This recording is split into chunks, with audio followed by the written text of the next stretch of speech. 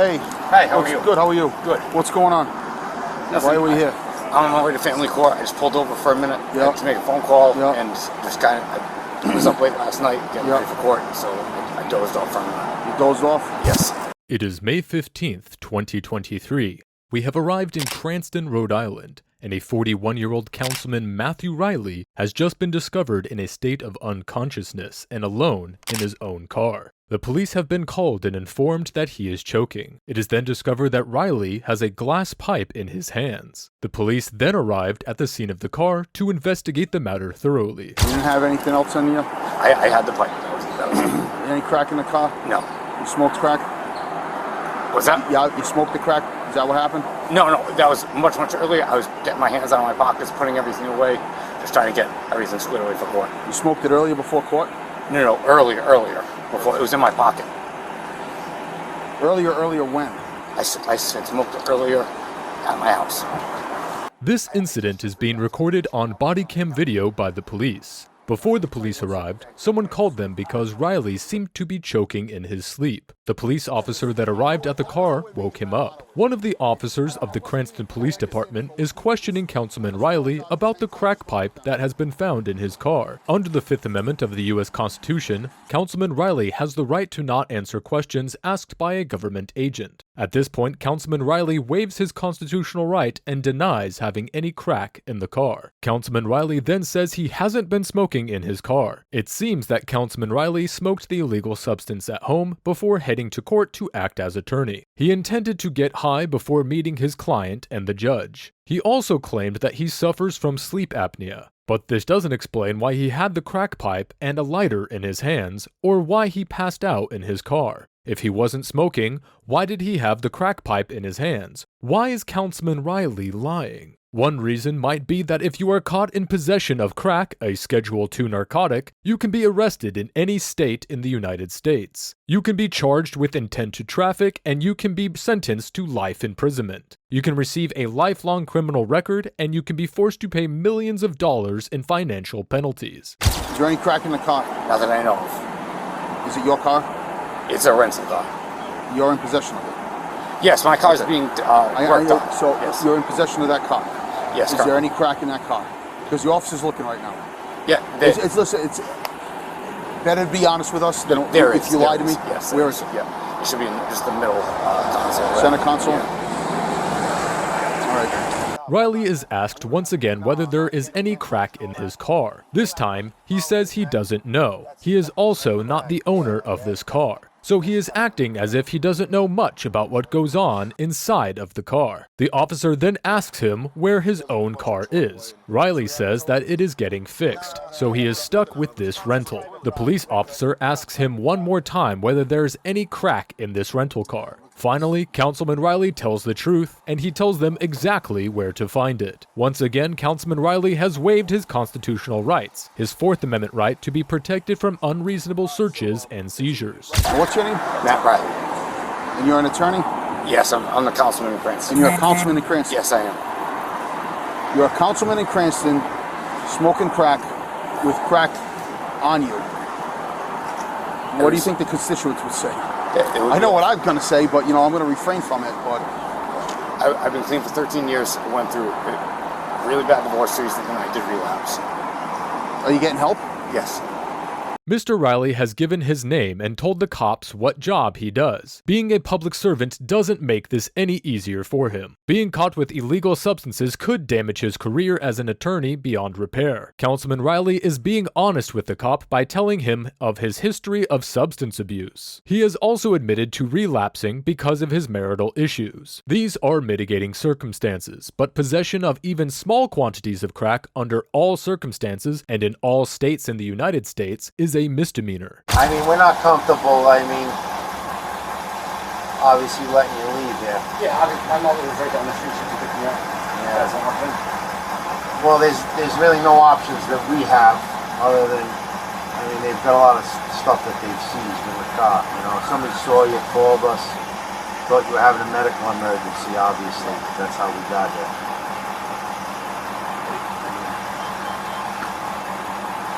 What do you suggest? Well, depending on what they do, you probably end up getting arrested. there's no other options for us. A medical team has arrived to do an evaluation on Councilman Riley and check if he hasn't overdosed or suffering from any other medical condition. The medical team have cleared Mr. Riley of any emergency. He isn't in any danger and his vital signs are stable, so there is no need to take him to the hospital. Councilman Riley's next concern is whether he'll be arrested or not. The fact that he had a large quantity of crack in the car, according to the police officer, counts against him. The larger the quantity, the steeper the penalty. Matt, you got anything in your pants or anything? Nothing in there? I mean, just wallet. You mean? No, you got anything on you? No, nothing. You just can't put your... There's stuff all over that car. Councilman Riley has a medical evaluation before being handcuffed and asked further questions. He claims to not have anything other than his wallet on him. The police have seized all the objects in this car as well as Mr. Riley's cell phone. They are within their rights because Councilman Riley has confessed to possession of a Schedule II narcotic, and therefore there is reasonable cause to justify their searches and seizures. But the police are still waiting for the results of the tests on the substances that have been found in his car. Probably dig out just a smaller little rock so we don't have to break anything. If we can get a little bit with the Powder? yeah. I'll do it. I'll touch it. I got it. Yeah, it's kind of awkward. That little thing. Be careful, because he was on the non, or like... Yeah, I'm like sure it's mixed with something else, but... Let me see.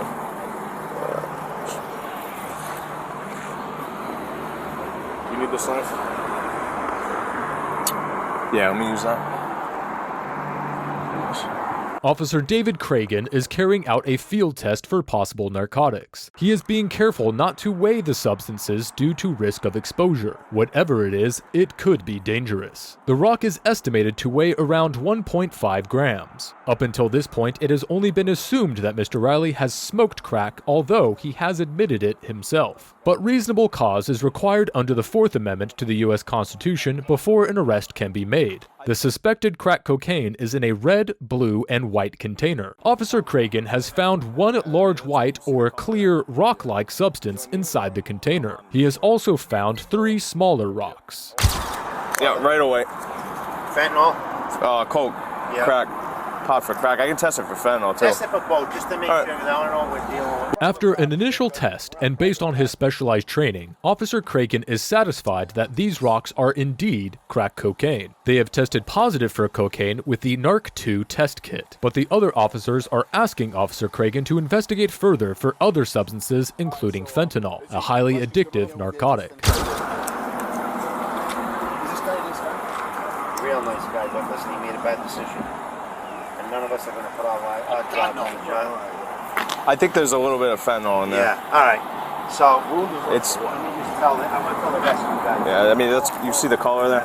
Yeah. The test kit has shown there is also fentanyl. The substances and 2 crack pipes are then placed in a bag and taken as evidence. An arrest can now be made because Mr. Riley has broken the law by being in possession and using drugs. As of July 9th, 2021, under the latest Rhode Island criminal law, if a person is caught of simple possession of a controlled substance, he or she is guilty of a misdemeanor instead of a felony. This new law could see a person punished with a $5,000 fine and or up to 2 years in prison. But it is too early to say exactly what Mr. Riley's punishment might be. Only the court can decide that. Yeah, but whoever you buy it from, if you continuously buy it from them, you know who you're buying it from. You don't know what people are putting in it. No, I understand. You know, they may have made that for some. That's a big rock you got in there. What's that? A $50 piece? 100. 100. Yeah, So, I just got back into this. I mean, this is gonna listen. This is a terrible situation. We're all in a tough spot, but we gotta do what we gotta do right by the numbers. It'll help you in the end.